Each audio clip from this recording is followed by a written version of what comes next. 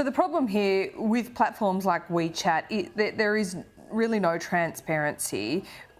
If WeChat went before the committee, would that have been a big symbolic move, do you think, an important one?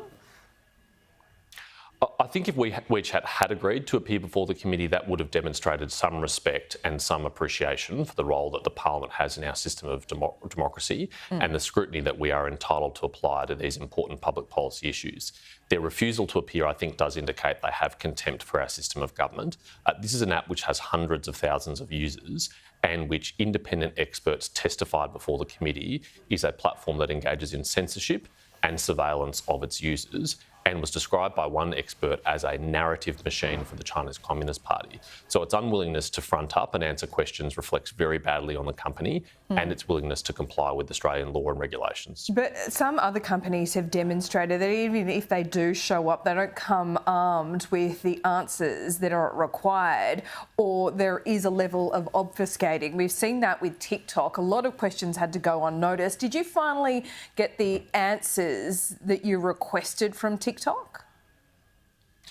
You're absolutely right, Laura. Appearing is one thing, but actually honestly engaging with the committee and answering our questions is another. And although TikTok had the pretense of participating in the inquiry, it wasn't, in my view, a sincere and genuine participation.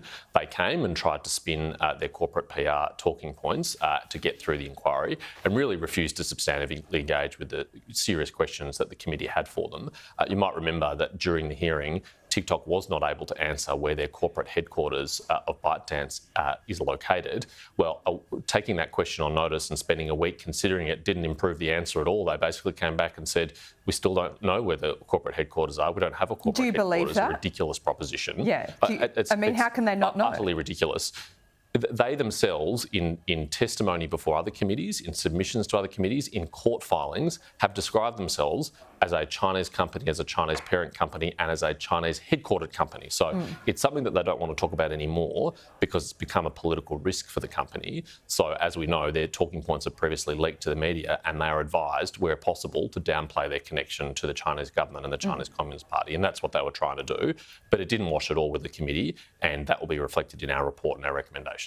It's also been revealed that TikTok paid an Australian academic, Nigel Fair, $70,000 for a independent report.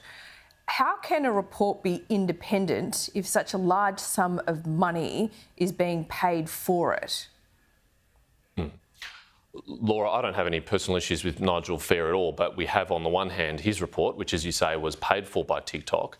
The terms of reference for that report was set by TikTok, and it was promoted by a PR agency engaged by TikTok on the one hand, and on the other, we have every signals intelligence agency in the Western world, including the Australian Signals Directorate, who do believe that it represents such a serious espionage and data security risk that it has been banned from government devices in dozens of jurisdictions, including Canada and the United States and the European Union and New Zealand and Australia. I mean, if they can't all be wrong and Mr. Fair be right, and I think your viewers will be able to make their own conclusions about someone who's been paid for and commissioned by TikTok to write a report which exonerates them and downplays their security concerns.